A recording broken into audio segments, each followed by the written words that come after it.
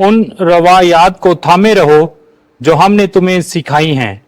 हमारे लिए आज की पहली तिलावत मुकद्दस पौलुस रसूल का दूसरा खत तसलोनिकियों के नाम, उसका दूसरा बाब, पहली से तीसरी और 14वीं से 17वीं आयात मुकद्दसा। ऐ भाइयों, हम अपने खुदावंद यीशु मसीह के आने और अपने उसके पास जमा होने की बाबत तुमसे अर्ज करते हैं कि ये समझकर कि खुदावंद का दिन आ पहुंचा है, तुम्हारी समझ दफ्तन परेशान ना हो जाए, और ना तुम घबराओ, ना तो किसी रूह से, ना कलाम से, और ना खत से जो गोया हमारी तरफ से है, कोई तुम्हें किसी तरह से फरेब ना दे। खुदा ने तुमको हमारी अंजील के वसीले से बुलाया ताकि तुम हमारे खुदावंद यीशु मसीह का जलाल हासिल करो। इस वास्ते ए भाइयों, साबित कदम रहो और उन रवायतों को थामे रहो जिनकी तुमने हमारी तकरीर या तहरीर के जरिए से तालीम पाई है।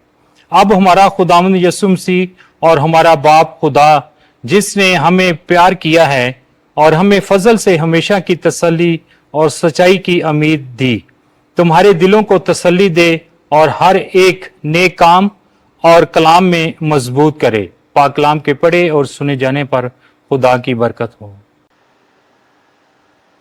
ज़बूर 96 जमायती जवाब। खुदावंद आ रहा है कि दुनिया की अदालत करे। कौमों के दरमियान मुनादी करो कि खुदावंद सल्तनत करता है। उसने जहां को कायम किया है कि वो जुम्बश ना खाए। वो उम्मतों का रास्ते से इंसाफ करता है। जमायती जवाब। खुदावंद आ रहा है कि दुनिया की अदालत करे। अफलाक खुश हों और ज़मीन शादमानी करे। समुंदर और उसकी मामूरी शोर मचाए। मैदान और जो कुछ उसमें है खुशी करे, बल्कि जंगल के तमाम दरख्त मसरूर हों खुदावंद के हजूर, क्योंकि वो आ रहा है। वो आ रहा है ताकि दुनिया की अदालत करे। जमायती जवाब। खुदावंद आ रहा है कि दुनिया की अदालत करे। वो अदल से जहां की और अपनी सच्चाई से कौमों की अदालत करेगा। जमायती जवाब। खुदावंद आ रहा है कि दुनिया की अदालत करे। खुदावंद आपके साथ हो। इंजील मुकद्दस मत्ती के मुताबिक ऐ खुदावंद तेरी तमजीद हो।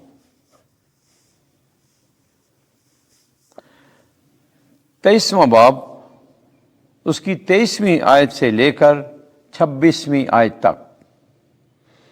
वाजिब था कि तुम शरीयत की ये बातें भी करते और वो भी ना छोड़ते।